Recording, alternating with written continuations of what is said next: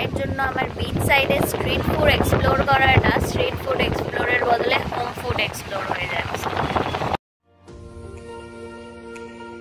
So hello guys, welcome back to my channel Mabis creation. তো আজকে as usual day 3 আর evening টাইমে আবার বেরিয়ে পড়েছি এখানকার ভেরিয়াস স্ট্রিট ফুডস যত আছে সব এক্সপ্লোর করতে।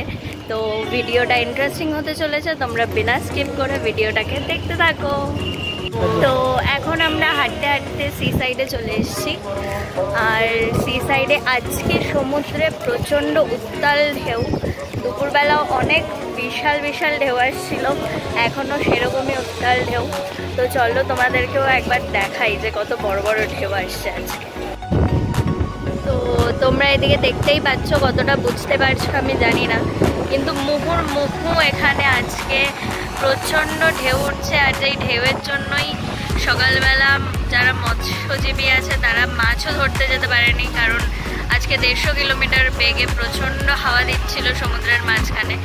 আর দুপুর থেকেই প্রচণ্ড সমুদ্রের ঢেউ, এখনও তার ব্যতিক্রম নেই। তো দেখতেই পাচ্ছ যে কেউ নামতেও ভয় পাচ্ছে এখানে, আর বেশি দূরে যাওয়ার কথা তো ছেড়েই দিলাম। তো হ্যাঁ, আজকে এই অবস্থা সমুদ্রের।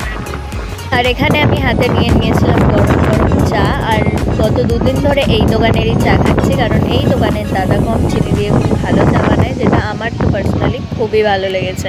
আর এই সমুদ্রের ধারে এই কাশির মধ্যে যদি একটু এরকম গরম চা পাওয়া যায় তাহলে তো কোনো কথাই হবে না।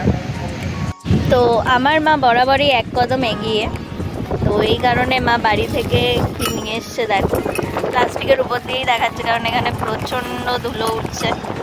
তো মা বাড়ি থেকে ডিম সিদ্ধ করে এনেছে, তার মধ্যে গোলমরিচ আর বিট নুন দিয়ে।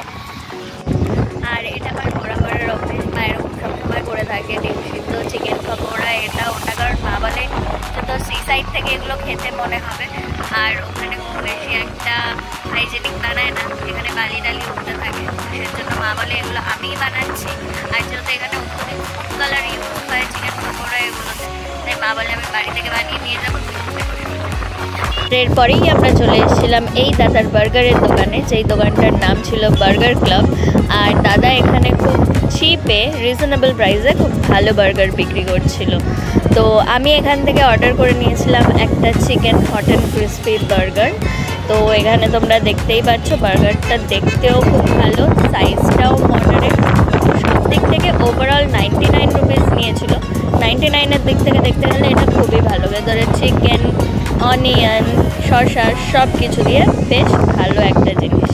আর ফাইনালি আমি এখানে বসে গেলাম বার্গার খেতে। আর সত্যি কথা বলতে ফার্স্ট বাইট নেওয়ার পরে প্রচণ্ড ভালো লাগলো, চিকেনটাও ভালো ছিল, এখানে সব কিছু মানে ওভারঅল মিলিয়ে 99 রুপিসে এটা জাস্ট ওয়াও খেতে।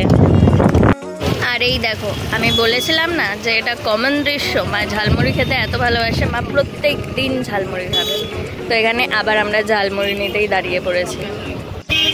আর শুধু মাকে দোষ দিলেই হবে না, আমারও প্রত্যেক দিনের একই দৃশ্য, তো আমিও নিয়ে দাঁড়িয়ে পড়েছি।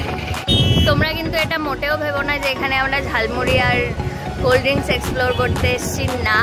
কিন্তু ব্যাপার হচ্ছে যে থাকে না একটা প্রত্যেকেরই যে এই জিনিসটা খুব ভালো লাগে, প্রত্যেক দিনের রুটিনে অলমোস্ট রাখতে হয়। আমি ডেইলি কোল্ড ড্রিঙ্কস খাই না বাড়িতে থাকলে, এখানে থাকতে খাচ্ছি, কারণ ঘুরতে এসে আমার উল্টোপাল্টা খাওয়ার পরে কোল্ড ড্রিঙ্কসটা খেলে শরীরটা একটু ভালো লাগে, সেই কারণে।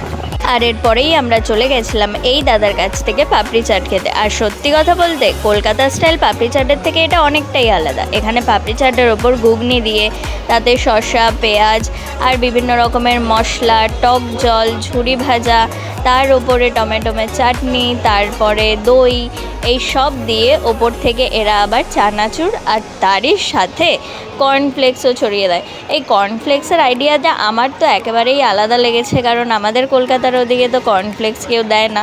কিন্তু এখানে প্রচণ্ড হাওয়ায় একটা সমস্যা হচ্ছিল যে কর্নফ্লেক্স এতই হালকা যে কর্নফ্লেক্সগুলো হাওয়ায় উড়ে উড়ে চলে যাচ্ছিল, কিন্তু ওভারঅল এটা খুবই ভালো ছিল দেখতে।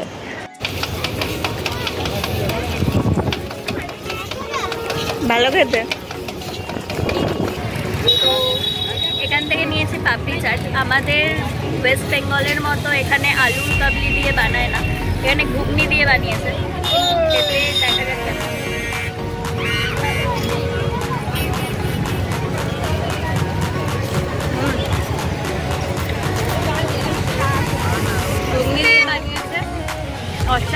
হচ্ছে শসা, পেঁয়াজ, এর উপরে এরা কর্নফ্লেক্সও দেয়। সব কিছু দিয়ে অসম্ভব ভালো হয়েছে। তো আজকের ভিডিওটা তোমাদের কেমন লাগলো কমেন্টে জানাতে একদমই ভুলো না। যদি ভালো লেগে থাকে একটা লাইক করে দিও, নিজের ফ্রেন্ড আর ফ্যামিলি মেম্বার্সের সঙ্গে শেয়ার করে দিও। আর তুমি যদি আমার চ্যানেলে নতুন হয়ে থাকো সাবস্ক্রাইবটা করে নাও, কিসের জন্য ওয়েট করছো। তো চলো আজকের মধ্যে এতটুকুই, দেখা হবে পরের কোনো ভিডিওতে। ততক্ষণের জন্য টাটা।